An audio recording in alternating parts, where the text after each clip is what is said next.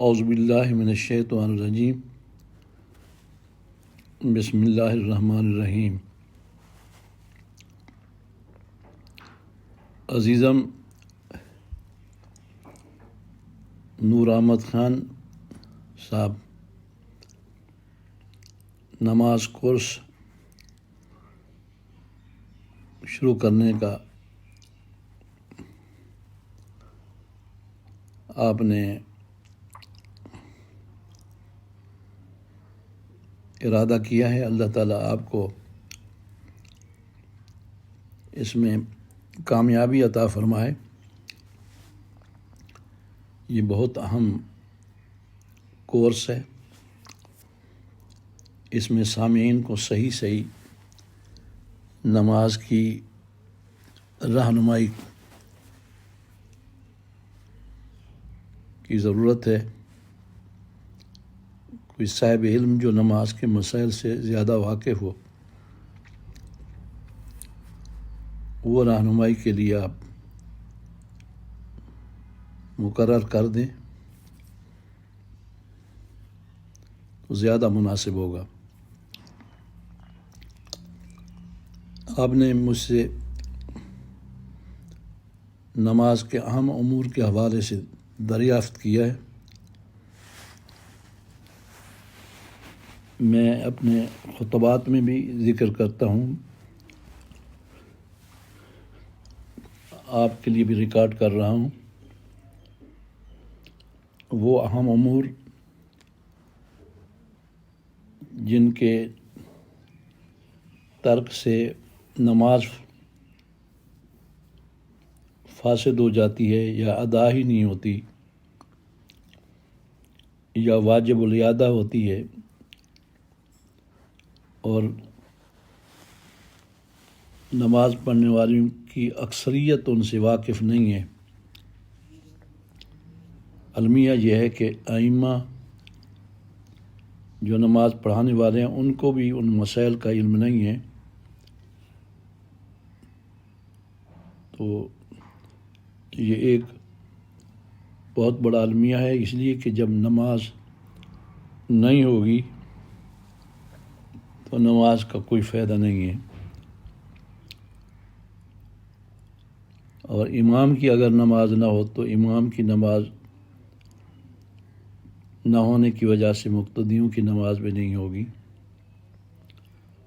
اور مقتدیوں کی نماز کا وبال امام پر ہوگا۔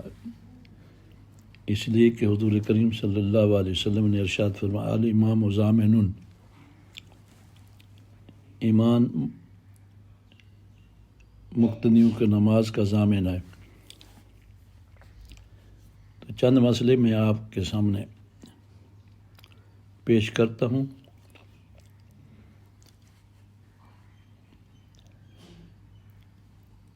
سب سے پہلے تکبیر تحریمہ، نمبر 2 تلاوت، خصوصاً سری نمازوں میں،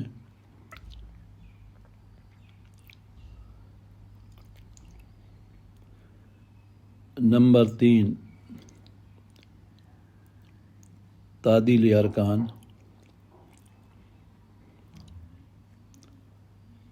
نمبر 4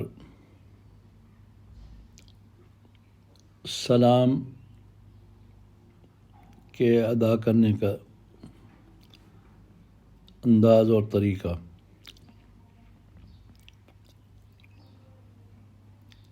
تکبیر تحریمہ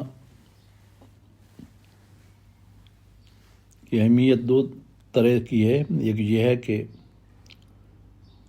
نماز پڑھنے والا نیت کرنے کے بعد تکبیر تحریمہ کہتے وقت نماز میں داخل ہونے کا ارادہ کرے کہ میں نماز میں داخل ہو رہا ہوں، خاص سنن ہے یا نوافل ہیں یا فرائض ہیں۔ دخول فی صلاۃ کا ارادہ فرض ہے۔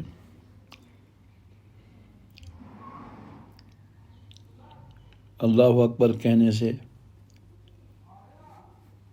تین ارادے ہو سکتے ہیں: اعلام اور دخول فی الصلاۃ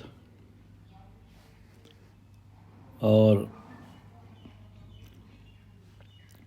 ان دونوں کی نفی ہو۔ اس سے مقصود لوگوں کو صرف اطلاع دینا ہو یا داخل فی الصلاۃ ہونے کی نیت ہو یا دونوں کا خیال ہی نہ ہو۔ تو نماز کے لیے ضروری ہے کہ دخول فی الصلاۃ کی نیت ہو۔ تو لفظ اللہ اکبر کہنے سے مراد دخول فی الصلاۃ دیا جائے، صرف اعلام اور اطلاع مراد نہ ہو۔ نمبر 2، لفظ اللہ اکبر تکبیر تحریمہ کا تلفظ اتنی آواز سے کہ اپنے کانوں تک آواز پہنچے، یہ فرض ہے، خواہ اس کو رکن کہیں یا شرط کہیں، لیکن فرض ہے۔ اگر اس کا تلفظ اتنی آواز سے نہیں ہے کہ اس کے کہنے والے کے کانوں تک آواز پہنچے تو اس کی نماز نہیں ہوگی۔ یہ پرابلم مقتدیوں میں زیادہ ہوتا ہے۔ امام اللہ اکبر بلند آواز سے کہتا ہے، اس لیے اس کی ڈیوٹی ہے، لیکن مقتدی امام کے پیچھے ہاتھ اٹھا کے باندھ لیتے ہیں، لیکن لفظ اللہ اکبر ادا ہی نہیں کرتے، یعنی بولتے ہی نہیں، سرن بھی نہیں بولتے، جہرن بھی نہیں بولتے۔ ان کا منہ بند ہوتا ہے، زبان سے تلفظ بھی نہیں ہوتا۔ وہ مقتدی جن کا زبان سے تلفظ نہیں ہوتا، لفظ اللہ اکبر نہیں کہہ سکتے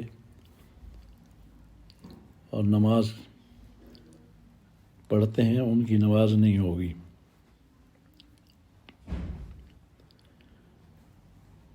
امام کے لیے صرف دخول فی الصلاۃ مسئلہ ہے، اس کی اہمیت ہے اور بلند آواز سے کہنا اس کی ڈیوٹی ہے، لیکن مقتدیوں کے لیے دو مسئلے ہو گئے: دخول فی الصلاۃ کی نیت، نمبر 2 لفظ اللہ اکبر کا تلفظ اتنی مقدار میں کہ اس کے کانوں تک آواز پہنچے۔ دوسری اہم چیز جس سے میں خطرہ سمجھتا ہوں کہ نماز نہیں ہوگی، وہ تلاوت ہے۔ تلاوت خواہ فرض ہوں خواہ سنن ہوں،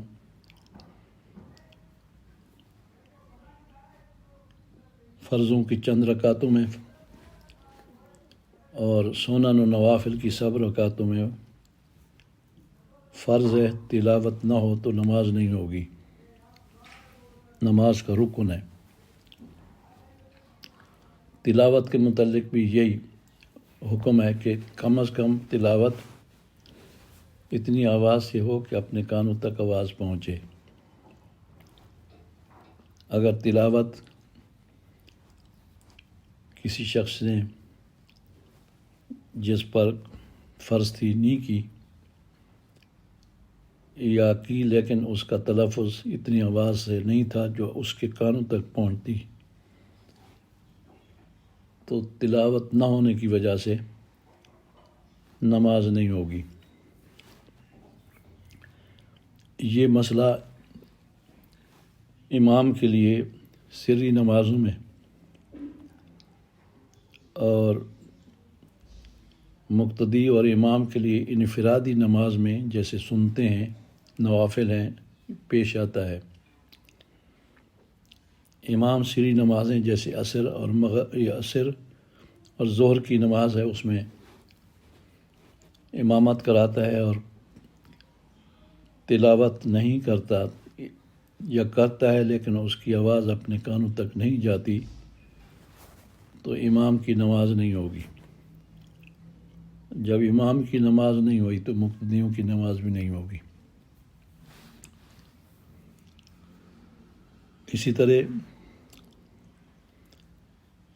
امام اور مقتدی جب سنتے پڑھتے ہیں، نوافل ادا کرتے ہیں، وتر پڑھتے ہیں، ان میں بھی تلاوت کا تلفظ اتنا ہونا چاہیے کہ اس کے اندر صوت ہو اور آواز کانوں تک پہنچے، یہ شرط ہے۔ اور اس سے مجھے وہم ہے کہ ہم لوگ سری نمازوں میں اور اسی طرح انفرادی نمازوں میں اس شرط پر پورا نہیں اترتے، لہذا ہماری انفرادی نمازیں نہیں ہوتی ہیں اور سری نمازیں بھی نہیں ہوتی۔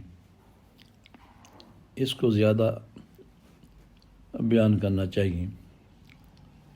نمبر 2، سری نمازیں ہوں یا جہری نمازیں ہوں، ان میں تشہد، التحیات للہ والصلوات پڑھنا واجب ہوتا ہے۔ اگر تشہد پڑھتے وقت تلفظ اتنا نہیں ہے کہ اس سے کانوں تک آواز پہنچے تو پھر بھی نماز نہیں ہوگی، اس لیے کہ تشہد واجب ہے اور واجب کے ترک سے نماز واجب الادا ہوتی ہے۔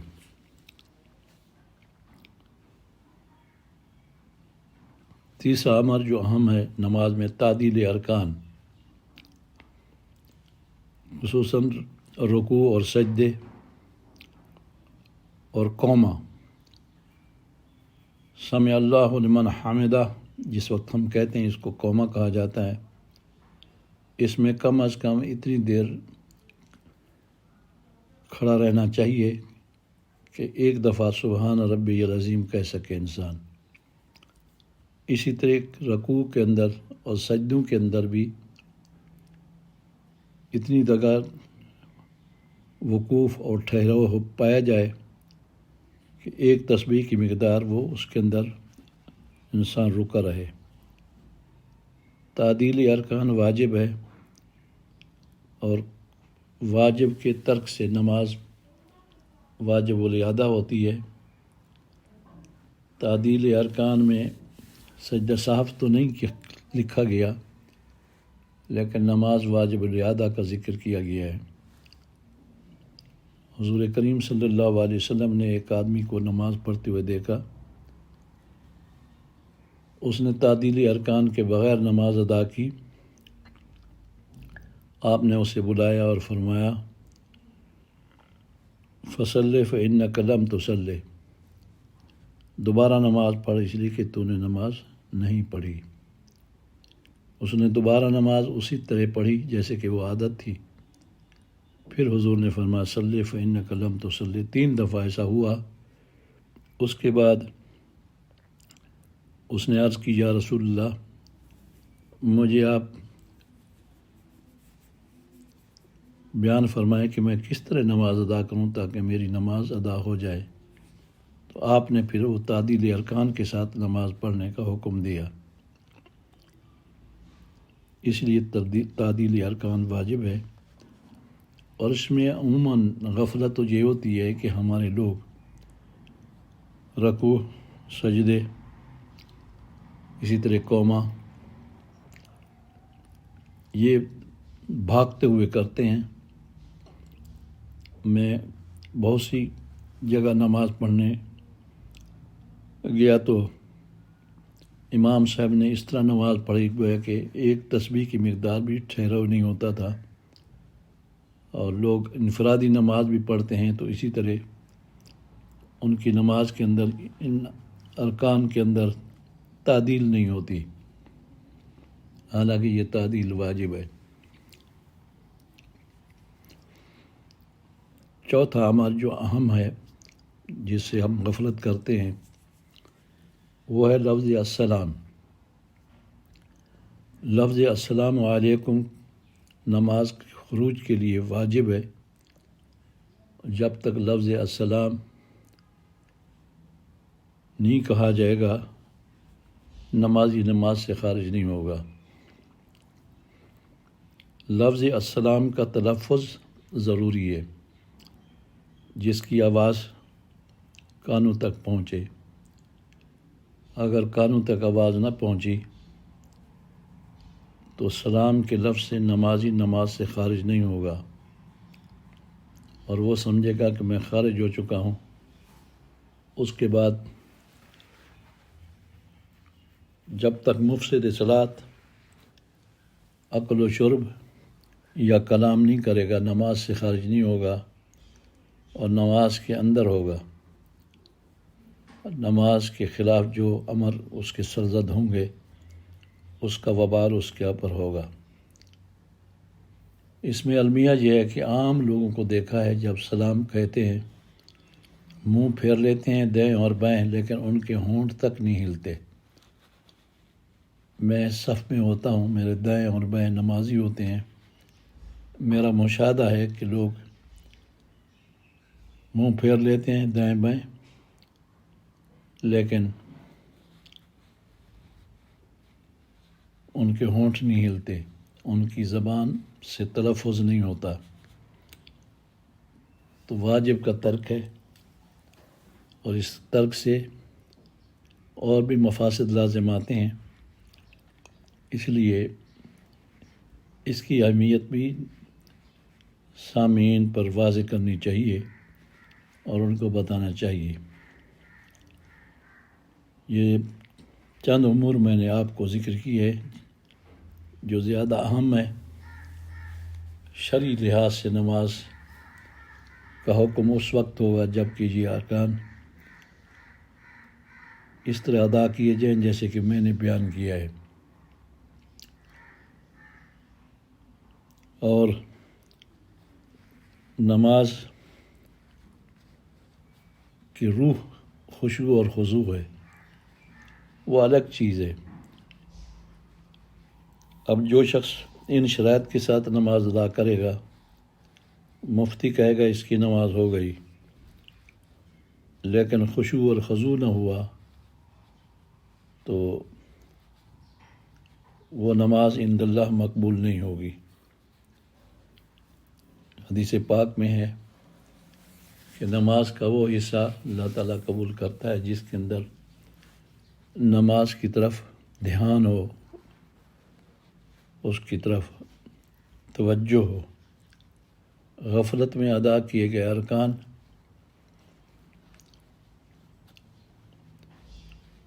وہ مقبول نہیں ہوتے۔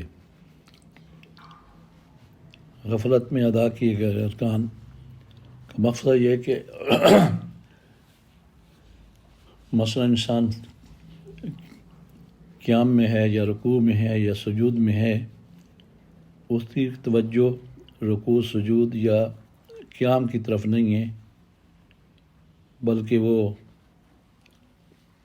روٹین کے مطابق عادت بن گئی ہے، وہ یہ سارے ارکان ادا کرتا ہے لیکن اس کی توجہ ادھر نہیں ہوتی تو اس کی نماز نہیں ہوگی۔